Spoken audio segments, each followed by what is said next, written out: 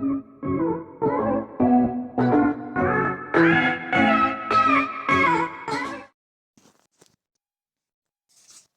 friends, this is the part second of our video constitutional amendments.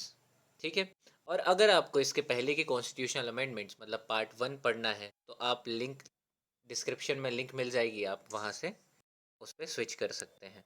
ठीक है, फिर हम बात करते हैं the next constitutional amendment which is important is 35th constitutional amendment and 36। These are interrelated constitutional amendments related to Sikkim.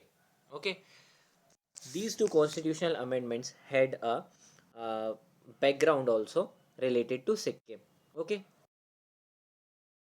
studying these constitutional amendments together, as we know that the Sikkim is not the part of India. Each princely states got merged into India, but the Sikkim is away from India.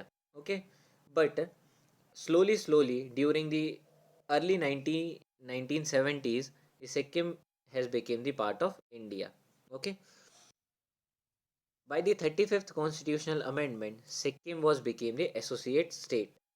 Okay, which means that कि सिक्किम के जो भी foreign affairs हो गए, जो भी हम बोल सकते हैं इंटरनेशनल रिलेशंस हो गए, वो कौन डील करेगा? इंडिया डील करेगा।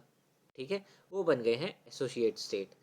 उससे रिलेटेड हमने 35th कॉन्स्टिट्यूशनल अमेंडमेंट से 10 शेड्यूल को जोड़ा था। ठीक है, वो किससे डील करता था कि सिक्किम के टर्म्स एंड कंडीशंस क्या है एज एसोसिएट स्टेट, उससे वो डील करता था। पर फिर 36 कॉन्स्टिट्यूशनल अमेंडमेंट आई और उससे सिक्किम को इंडिया की 22nd स्टेट बना लिया। मतलब सिक्किम जो एक फॉरेन टेरिटरी था, अब वो पूरी तरीके से इंडिया का पार्ट बन चुका है। अब जब वो पूरी तरीके से इंडिया का पार्ट बन चुका है और जो हमने 10 शेड्यूल उसके टर्म्स एंड कंडीशन के लिए जोड़ा था, उसको हम क्या कर देते हैं? ओमिट कर देते हैं यहाँ पर 36 कॉन्स्टिट्यूशनल अमेंडमेंट से। ठीक है, तो ये थी हमारी constitutional amendment number 35th and 36। Dealing with the next constitutional amendments,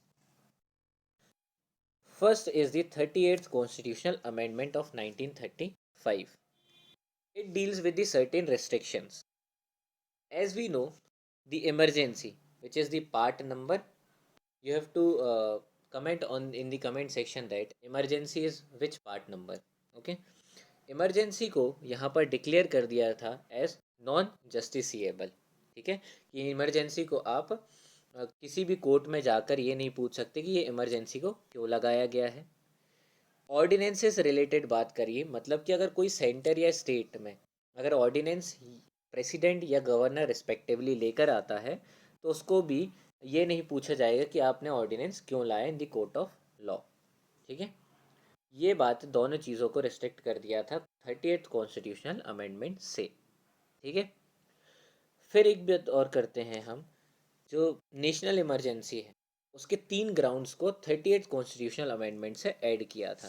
3 grounds मतलब कि नेशनल इमरजेंसी को लगाने में अगर ये 3 ग्राउंड्स आते हैं तो ये नेशनल इमरजेंसी को एप्लीकेबल किया जाएगा।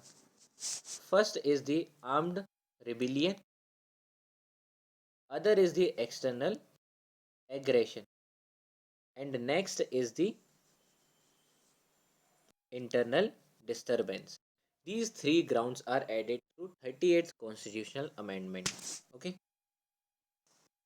Dealing with the next amendment, that is 41st constitutional amendment of 1976, which deals that कि जो जॉइंट पब्लिक सर्विस कमीशन है और स्टेट पब्लिक सर्विस कमीशंस हैं, ठीक है, उनके जो ऑफिसर्स जो कमिश्नर्स या मेंबर्स रहते हैं, उनकी जो रिटायरमेंट एज है उसको 2 साल और बढ़ा दिया गया, 62 कर दिया गया था।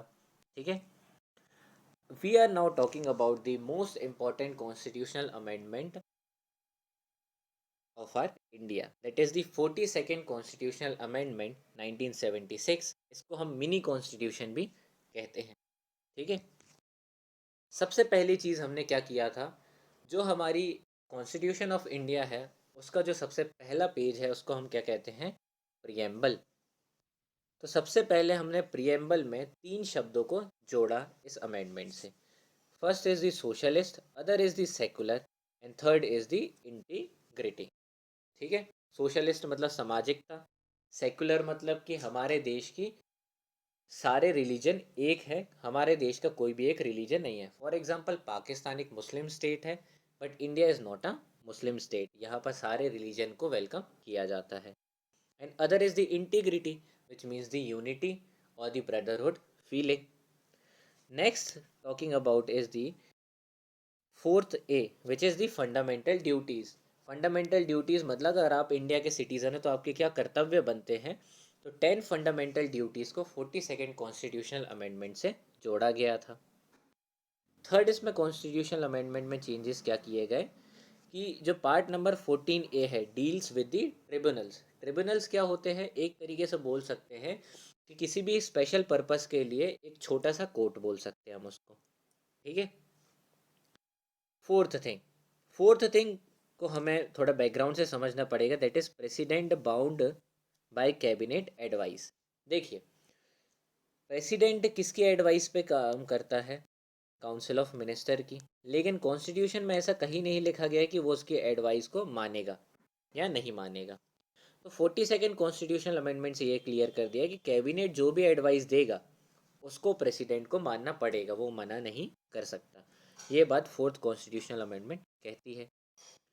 Talking about the next thing, that is constitutional amendments can't be judicially reviewed. ये सारी चीज़ें शॉर्ट में लिखी हुई हैं। कॉन्स्टिट्यूशनल अमेंडमेंट को कभी भी जुडिशली रिव्यू नहीं किया जा सकता, ऐसा यहाँ पर 42nd से बोल दिया। मतलब कि ये जो 42nd कॉन्स्टिट्यूशनल अमेंडमेंट जो कि इंदिरा गांधी सरकार लेकर आई थी, वो एक तरीके से अपने हाथ में पूरा कंट्रोल रख रही थी, जिससे कि उनको अपने जो भी मोटिव्स थे उनको पूरे करने में यूज़फुल हो। उन्होंने क्या किया, लोकसभा के टेन्योर को 5 से 6 ईयर्स तक बढ़ा दिया। ठीक है। सेवन्थ पॉइंट की बात करें तो उन्होंने कुछ नए डीपीएसपी को भी जोड़ा, that is 39A which means free legal aid. Other is the 43rd A, okay, which deals with the cooperatives. And next is the 48A। ठीक है, तो ये 3 न्यू डीपीएसपीज को भी जोड़ दिया 42nd कॉन्स्टिट्यूशनल अमेंडमेंट से। नेक्स्ट थिंग, देखिए, इमरजेंसी होती है 3 टाइप की। एक होती है हमारी क्या, national emergency. The other one is the president rule, जिसको हम स्टेट इमरजेंसी भी कहते हैं, जो कि गवर्नर लगाता है।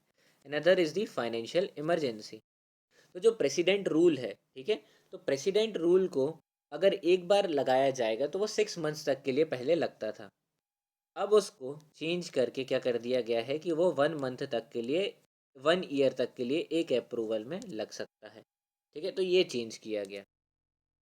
अब हमें बहुत अच्छे से पता है कि हमारे जो कॉन्स्टिट्यूशन है उसका जो 7th शेड्यूल है वो किससे डील करता है, वो डील करता है लिस्ट से। ठीक है, 3 टाइप की लिस्ट होती है, union list, state list and concurrent list.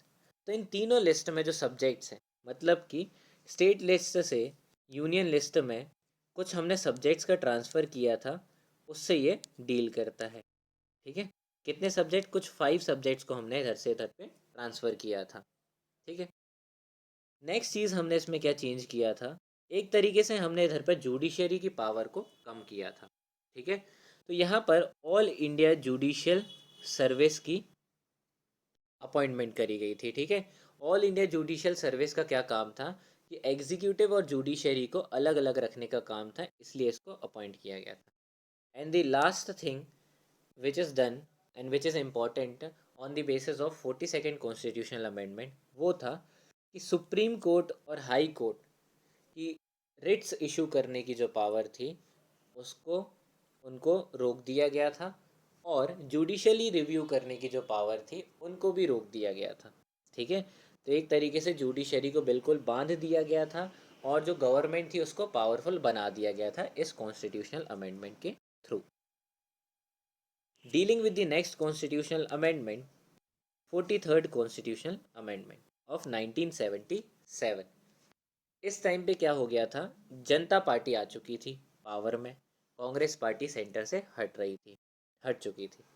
तो सबसे पहले 43rd कॉन्स्टिट्यूशनल अमेंडमेंट में क्या किया गया कि जो सुप्रीम कोर्ट और हाई कोर्ट की रिट्स इशू करने की और जुडिशियल रिव्यू करने की पावर थी उनको वापस रिस्टोर किया गया, जो कि एक गलत चीज़ थी उसको सही किया गया।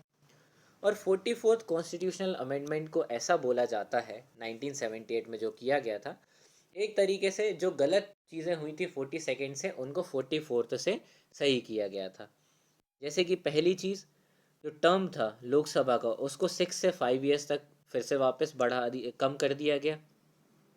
सेकेंड चीज़ बोल दी गई कि देखिए, इस चीज़ को अपन को सेकेंड चीज़ को समझने के लिए पूरा बैकग्राउंड समझना पड़ेगा। President to consider second time it will be binding. मतलब देखिए, इसको समझना पड़ेगा, ये पूरा शॉर्ट में लिखा हुआ है। एक बिल जब होता है उसको एक्ट बनने के लिए प्रेसिडेंट के असेंट की ज़रूरत होती है। ये बात तो हमें क्लियर है, ठीक है। तो प्रेसिडेंट के असेंट मतलब प्रेसिडेंट का साइन की ज़रूरत होती है। तो प्रेसिडेंट के पास एक पावर होती है कि वो बिल को वापस भेज सकता है, ठीक है। क्या फिर से पार्लियामेंट में भेज सकता है बिना साइन करे, एक और बार चेक करके उसको वापस भेजने के लिए। तो बोला गया पहली बार प्रेसिडेंट मना कर सकता है, लेकिन दोबारा जब सेकेंड टाइम जब बिल आएगा पार्लियामेंट से पास होकर, उस बिल पे प्रेसिडेंट को असेंट देनी पड़ेगी, ठीक है। तो ये बात यहाँ पर क्लियर कर दी गई, ठीक है। फिर नेक्स्ट चीज़ क्या थी, जो 38 कॉन्स्टिट्यूशनल अमेंडमेंट में ऑर्डिनेंस जो कि स्टेट में गवर्नर लगाता है और सेंटर में प्रेसिडेंट लगाता है, उसको वहाँ पर बोल दिया था कि जस्टिसेबल नहीं है, मतलब जुडिशली में आप रिव्यू नहीं कर सकते उसका, लेकिन यहाँ बोल दिया कि आप उसको रिव्यू कर सकते हो, ठीक है। The other thing, the most interrupted fundamental right जो था, ठीक है, उसको इधर से हटा दिया गया था, that is article number 31, right to property. और इसको फंडामेंटल राइट की जगह 300A के अंदर एक लीगल राइट की तरह बना दिया गया था, ठीक है। Then talking about the next thing, यहाँ पर सेवरल चेंजेस करे गए थे नेशनल इमरजेंसी रिलेटेड, ठीक है। सेवरल मतलब कि 20 से 25 को चेंजेस करे गए थे नेशनल इमरजेंसी रिलेटेड इस कॉन्स्टिट्यूशनल अमेंडमेंट के through. Talking about the next constitutional amendment, that is the 45th constitutional amendment, ठीक है। इसको भी हम आखिरी में समझेंगे, जो कि हमारे SC और ST के reservation of the seats in Lok Sabha से डील करता है, ठीक है। आखिरी में इसको हम अलग से इकट्ठा समझेंगे। Talking about the next thing is the 52nd constitutional amendment. ये इंपॉर्टेंट इसलिए है क्योंकि इससे हमारे कॉन्स्टिट्यूशन का शेड्यूल नंबर 10 को जोड़ा गया था, जिसको क्या कहा जाता है, एंटी डिफेक्शन लॉ। उसका मतलब क्या होता है कि अगर किसी भी member of legislative assembly MLA या MP मेंबर ऑफ पार्लियामेंट ने अगर पार्टी चेंज करी है, ठीक है, तो उसकी सीट अपने आप ही छीन ली जाएगी, ठीक है। तो इसको क्या कहते हैं हम, एंटी डिफेक्शन लॉ, जो कि हमारे शेड्यूल नंबर 10 में दिया गया है और जो 52nd कॉन्स्टिट्यूशनल अमेंडमेंट ऑफ 1985 से जोड़ा गया है। आगे की कॉन्स्टिट्यूशनल अमेंडमेंट्स हम पढ़ेंगे हमारे नेक्स्ट पार्ट में। Thank you.